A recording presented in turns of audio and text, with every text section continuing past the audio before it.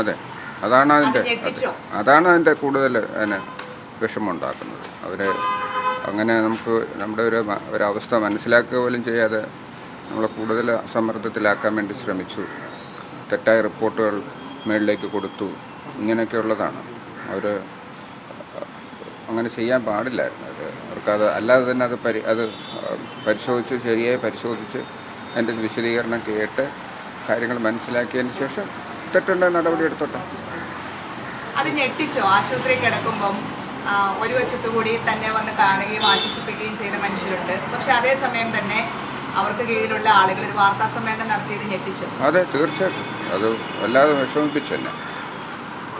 അത് എന്നെ എൻ്റെ കുടുംബാംഗങ്ങളെ എല്ലാവരെയും അത് വല്ലാതെ എന്നെ അഫക്റ്റ് ചെയ്തൊരു കാര്യമാണത്. എൻ്റെ സഹപ്രവർത്തകർ എത്രയോ 28-30 വർഷം, 30 അതിൽ കൂടുതൽ 1986 മുതൽ കാണുന്ന ആൾക്കാരാണ് നമ്മൾ.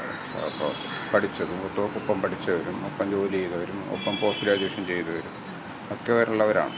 അവരങ്ങനെ നമ്മളെ ബാക്ക് സ്റ്റാബ് ചെയ്യുമെന്ന് വിചാരിച്ചില്ല. ഇല്ല, ചെയ്തില്ല.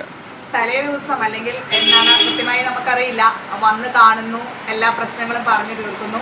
അതിനുശേഷം ഇങ്ങനെ ഒരു വാർത്താ സമ്മേളനം പ്രതീക്ഷിച്ചു? ഒരിക്കലും പ്രതീക്ഷിച്ചില്ല. അന്ന് എല്ലാം സമാധാനമായിട്ടിരിക്കും, സമാധാനമായല്ലോ, കുഴപ്പമില്ല, എല്ലാം കണ്ടെത്തി, കുഴപ്പമില്ല എന്നൊക്കെ പറഞ്ഞ് പോയവരാണ് പിന്നീട് പിന്നൊരു ട്വിസ്റ്റ് നടന്നത്. അത് എന്നോടൊന്നും പിന്നീട് ഒരു വിശദീകരണം ചോദിച്ചില്ല. വേണമെങ്കിൽ ഒരു ഫോൺ വിളിച്ച് ചോദിക്കാമായിരുന്നു, എന്താണ് അങ്ങനെ സംഭവിച്ചതെന്നോ ഒക്കെ ചോദിക്കാം.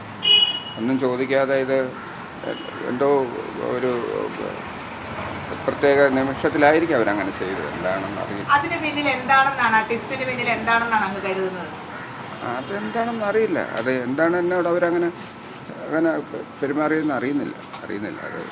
അത് ശരിയല്ല. അത് എനിക്ക് ഇനി നമുക്കൊരു ഡിപ്പാർട്ട്മെൻറ്റ് മുമ്പോട്ട് കൊണ്ടുപോകണമെങ്കിൽ അവരുടെ സഹായം കൂടിയേ തീരും. അവരെന്നോടൊപ്പം നിന്നെങ്കിലേ പറ്റുള്ളൂ. ഞാനൊരു വെറും ജോലിക്കാരൻ മാത്രമാണ്. അപ്പോൾ എനിക്ക് അവരെ സപ്പോർട്ടും സാധനങ്ങളും ഉപകരണങ്ങളും എല്ലാം തരേണ്ടുന്നത് അവരാണ്. എല്ലാ സംവിധാനങ്ങളും ഒരുക്കി തരേണ്ടുന്നത് അവരാണ്. ഞാനവിടെ വെറുതെ ഒരു പണിക്കാരൻ മാത്രമാണ്. അപ്പോൾ അതിന് അവരെ സഹായം വേണം. അവരിനിയും സഹായിക്കണം. നമുക്ക് അങ്ങനെ ശത്രുപക്ഷത്ത് നിന്ന് പോകാൻ പറ്റുന്ന ഒരു രംഗമല്ല. കാരണം ഒരു രോഗി ബുദ്ധിമുട്ടിലായി കഴിഞ്ഞാൽ എല്ലാ ഡോക്ടർമാരും സഹകരിച്ചാണ്. ഒരു ഡോക്ടർ ഒറ്റയ്ക്കല്ല, പല വിഭാഗത്തിലുള്ളവർ വന്ന് ഒരുമിച്ച് ചേർന്നിട്ടാണ് അവരെ രക്ഷിക്കുന്നത്. അപ്പം എല്ലാവരും തമ്മിൽ നല്ല ഒരു സൗഹൃദവും ഒരു വിട്ടുവീഴ്ചയൊക്കെ ഉണ്ടാവേണ്ട ഡിപ്പാർട്ട്മെൻ്റ് ആണ് മെഡിക്കൽ കോളേജ് എന്ന് പറയുന്നത്.